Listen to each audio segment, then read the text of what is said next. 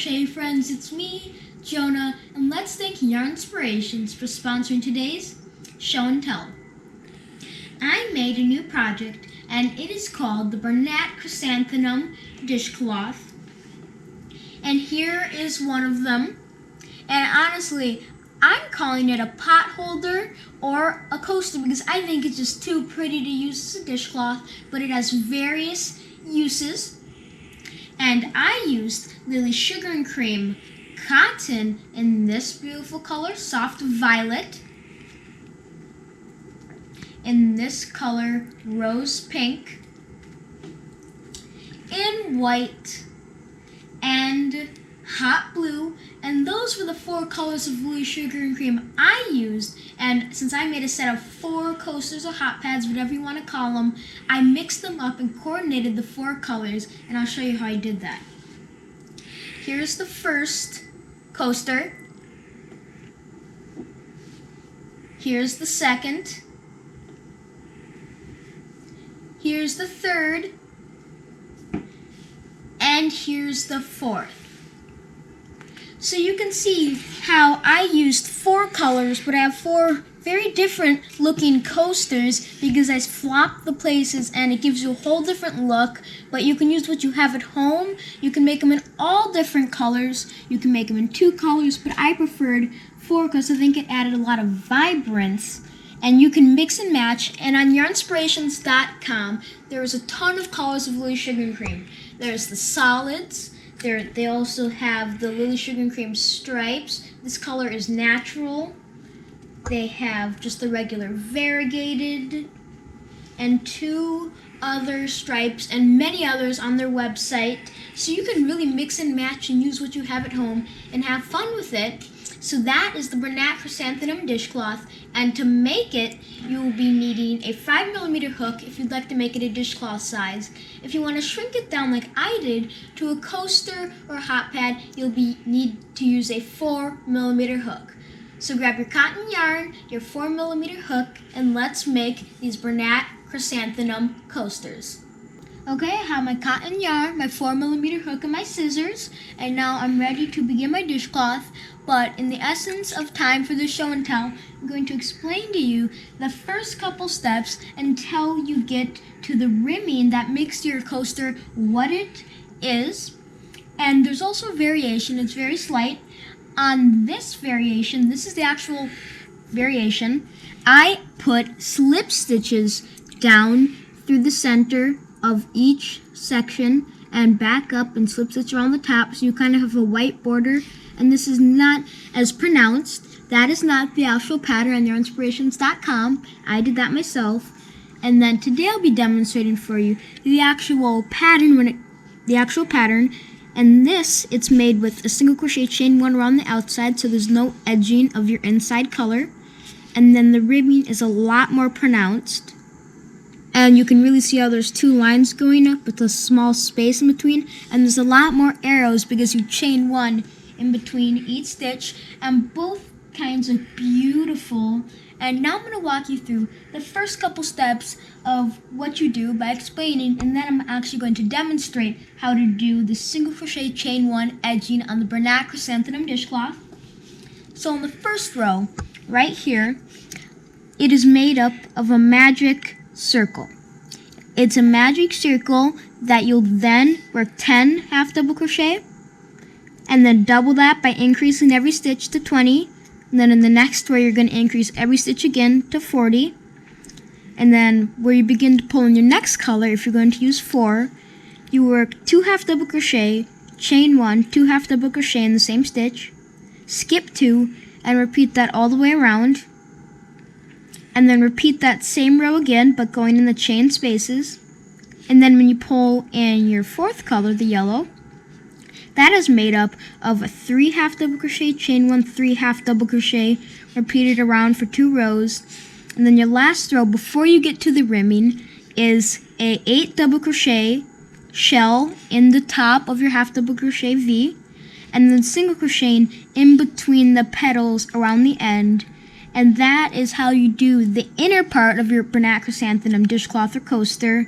And now I'm going to demonstrate for you how to do this ribbing. So I have my 4mm hook, and I'll start by saying it is all made up of single crochet and chain. So I'm gonna start right up here, and I'm gonna single crochet into my first stitch by inserting, pulling up, and yarning over and pulling through 2, and that's my first single crochet. And I'm gonna yarn over and pull through for a chain 1 and single crochet in the next stitch. And I'm going to chain 1 again, and I'm going to keep repeating a single crochet and chain 1 until I get down to the other end of my shell. So I should have 8 single crochet per shell, because that is the equivalent of the double crochets you had earlier. Okay, this is going to be 7, chain 1, and 8. Okay, now it's time to begin to create our ridges now that you've done your single crochet across the top of your shell. What you're next going to do is single crochet going around the post here, going around with your hook underneath and coming out between your single crochet and your shell from the previous row, and wrapping your yarn back down through the base of your hook and pulling up. The first stitch is always the trickiest, maneuvering it around. Then you're going to yarn over and pull through 2, and that is a single crochet around your post of row 1, 2, 3, 4, 5, 6, 7, 8. Next step is the chain 1, and then work another single crochet around the next sort of post, down 1 row, so this row down to the next, and single crocheting in that row, going around the post, going under and out the post, and pulling back through, and single crocheting again, and chaining 1, and single crocheting around the next post. And now you're working into your third color. Just chain 1, single crochet around the next post, chain 1, single crochet around the next post, and now you're going to chain 1 and single crochet around this half double crochet, going up to the top, and you finished going down 1/2 of your petal. There it is. You can see it creates that line going down, and now we're going to take our yarn, put it back on our hook, and work up the other direction in the same stitch, repeat our moss stitch for the top, and go down and come back up, and you would have to keep repeating that around until you finished all of your petals. So your next step is going to be to single crochet right in the next post without making a chain, because this is at the base of your petal. And now you're going to chain, single crochet, chain, single crochet, and we'll just keep working that up. And what I've noticed is when I'm using color combinations, I always like to have white somewhere within the choices of color I have, and I just think it goes so well with all different color choices. Okay, I've gone to the top, and you can see that ridge that we've created. So now I'm going to make that last chain 1 and single crochet into the first double crochet of the shell.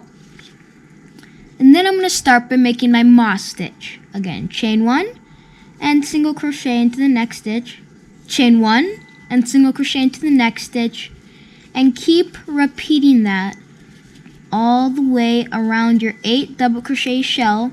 So like I said earlier, you should have 8 single crochet, 1 for each stitch, 7 and 8. And now it's time to work our last way down, going around that single crochet post and pulling up and single crocheting and chaining 1 and working our way with single crochet and chain 1 back down. And another one of my favorite things about this dishcloth / hot pattern coaster is that it uses beginner stitches.